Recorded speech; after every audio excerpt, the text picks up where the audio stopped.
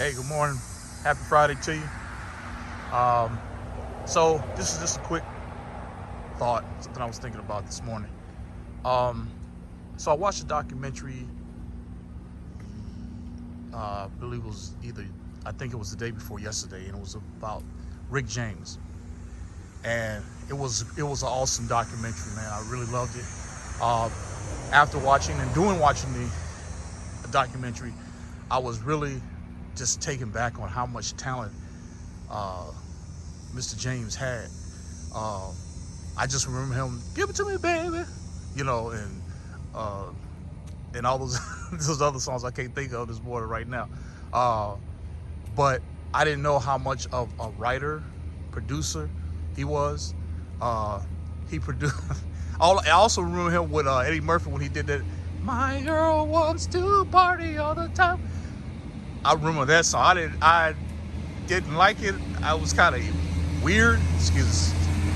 Sorry about that noise. But yeah. But other than that, I mean,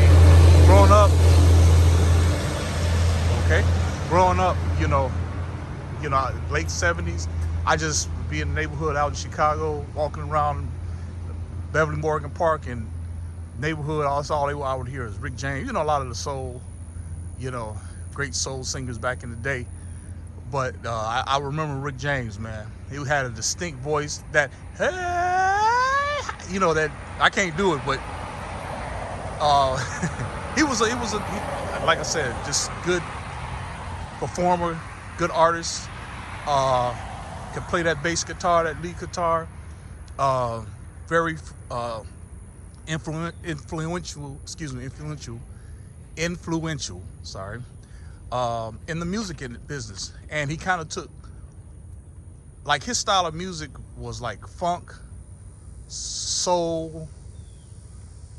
I mean, it was the gospel, the R&B. He had it all in one, man. And excuse me, going from this side to this side.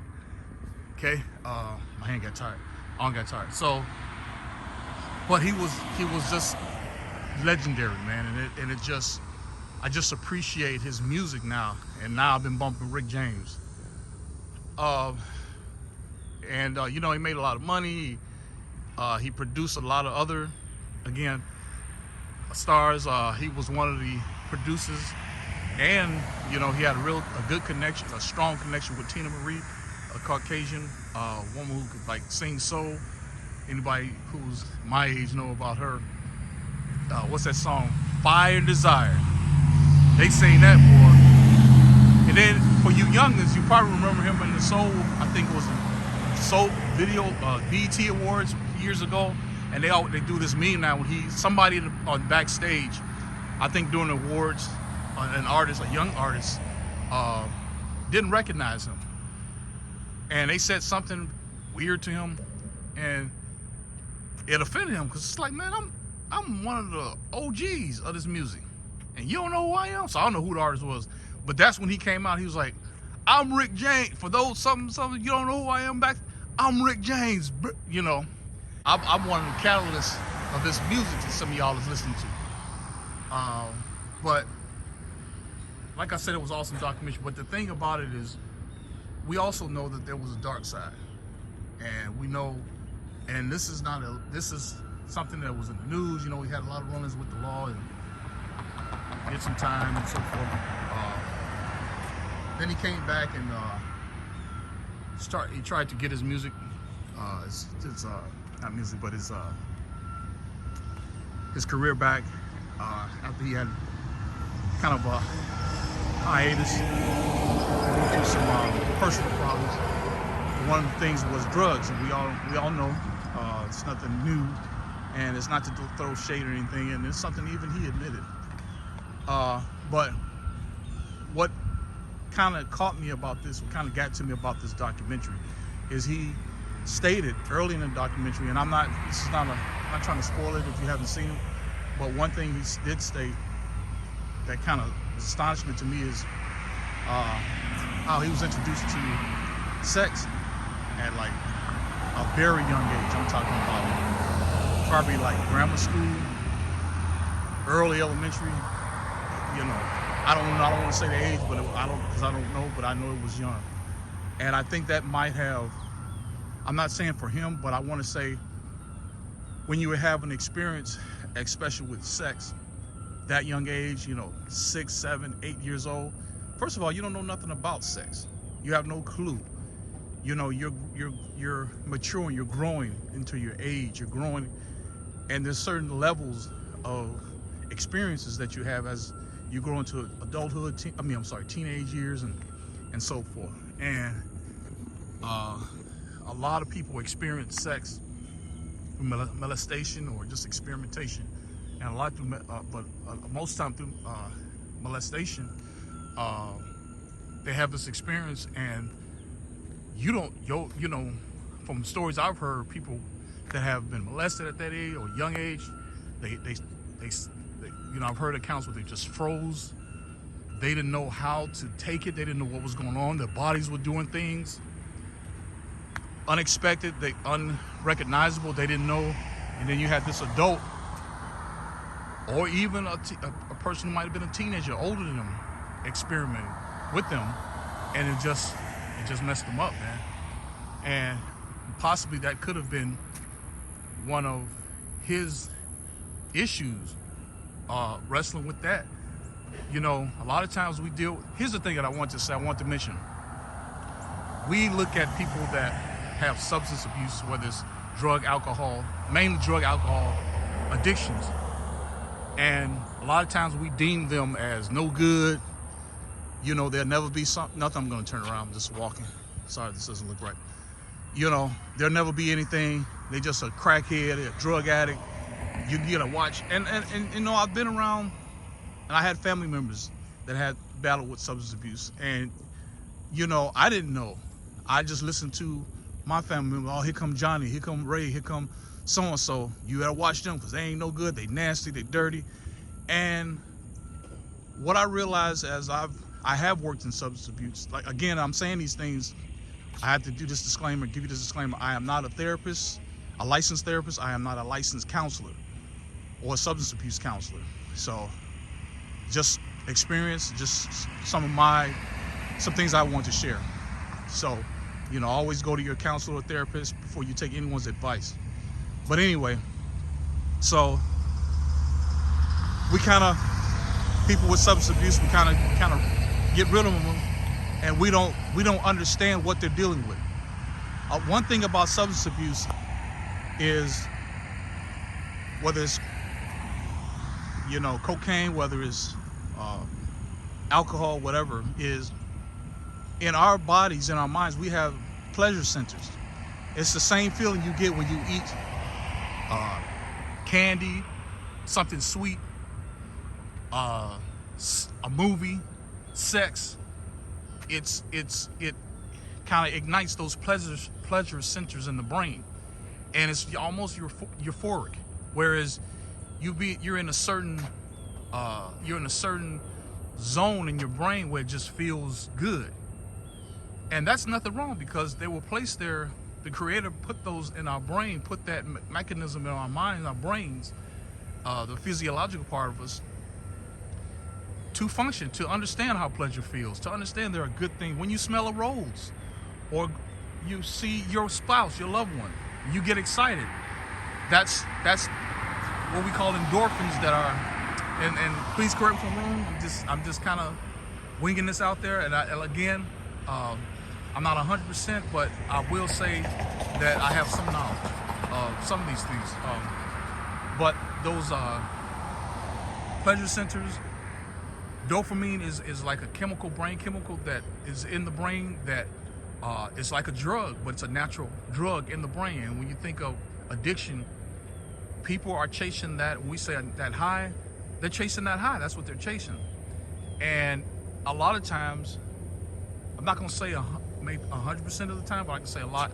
Most of the time, when you see people on a substance abuse or addiction, they're either trying to masquerade, they're trying to cover something up, they're trying to ignore, they're trying to forget things, or forget something, a trauma or something that happened in their past.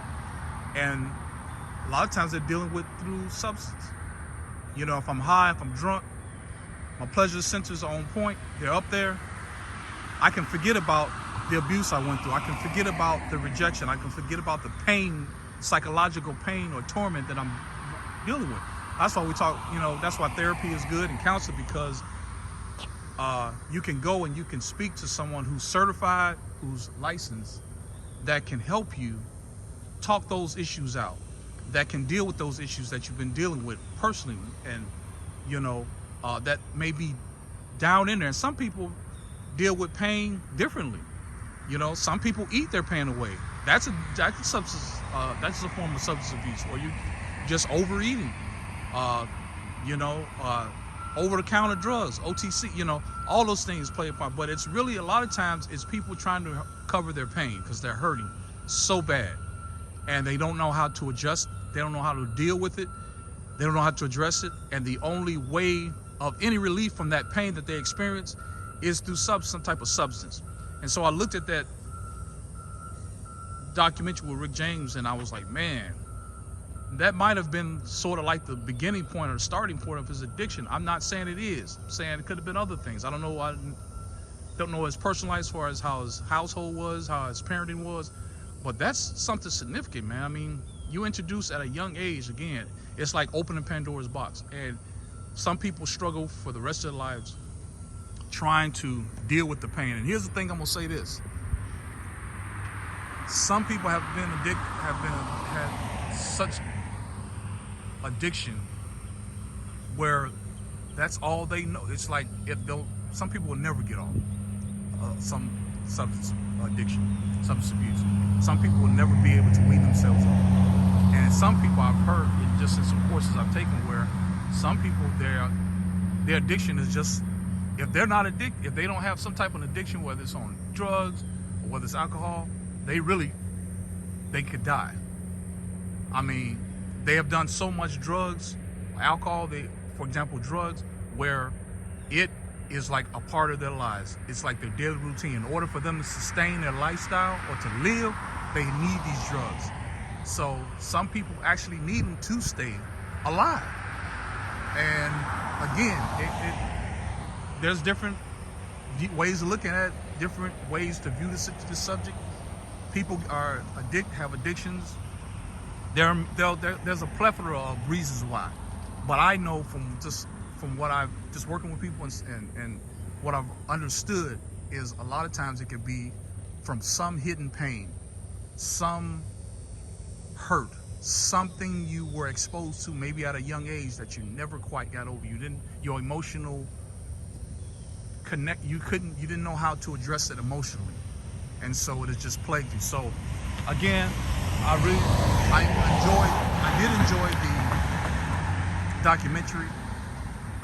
That does not take anything away of Rick James, his ability to make us dance, to listen to good music. Again, he was talented, good writer, had millions of fans, you know, and he was able to, despite of his addiction and his pain, he was still able to function and make good music. And here's the thing about people on substance abuse: we think they're nothing. We think they'll always be that, or they'll never amount to nothing. But a lot of these people are gifted, they're talented, and you'll be surprised. A lot of people, substance abuse can come in different forms as far as externally on how we see it, or how we view it. You got people that go to work every day and they're addicted to something. So just because you think he's a dirty crackhead on the street, living in a cardboard box in the alley, and they come up, you ask for a few dollars, you like, man, they just dirty. You got people that go to work every day dealing with, they have substance abuse issues, and you wouldn't even tell. The average, blue collar worker, the businessman, the nurse, the doctor, there are a lot of stresses out here, and people sometimes they always can't get to some therapy or counseling, and they need something to get that edge off. So they need something to awaken those pleasure centers, to heighten those pleasure centers, to help them to be able to make it, man. And here's the thing about, again, I want to say one thing about substance abuse that I've learned. One thing in the documentary was saying about, somebody stated that, well, I'm not going to say that, but I'll say this. that some people can become so addicted to a narcotic, drug, or whatever the substance is, where they're so used to a certain feeling. The pleasure centers are like off the chain, and so when they come down off of that high, they're like, now those feelings come back. Now they have to deal with that dark past. They have to go and deal with that issue. They have to deal with that trauma or that pain, and so they don't want to deal with it. So they want to get high again. That's why you see repetitive instances of people coming back, trying to stop, coming back. I mean, sometimes it's a psychological issue. And some people who are on substance, their endorphins or the pleasure centers are always so high, because we're not supposed to be, listen, we want to feel good, that's fine, but there's got to be a balance, there's got to be a balance. And so if your pleasure centers are always on 100 or 1,000, that's not good, because now the brain is used to being on that level all the time, so it needs to sustain that level, and that's why people get so addicted, and it's hard to come off. But I have much love and respect for those that are struggling with addiction or any type of substance abuse. I hope you can just continue to manage your life. I hope you have people in your life that can support you. I hope you have people in your life that understand, and it's just good. Talk to someone. They have a lot of counseling centers, substance abuse agencies. We have a lot out here in Florida. I don't know where you at. You can always look online, find some support if you don't like the way your life is going and how it has ravaged or may have done some damage to your life or your levels. Because here's the thing about that, and I didn't mean to really go with substance abuse. I was still talking about Rick James, but one thing people about substance abuse is the person that's addicted affects everyone around them. It's almost like everyone is addicted or become entangled or entrapped in their situation. So peace and love, man. Just want to give that shout out to you this morning.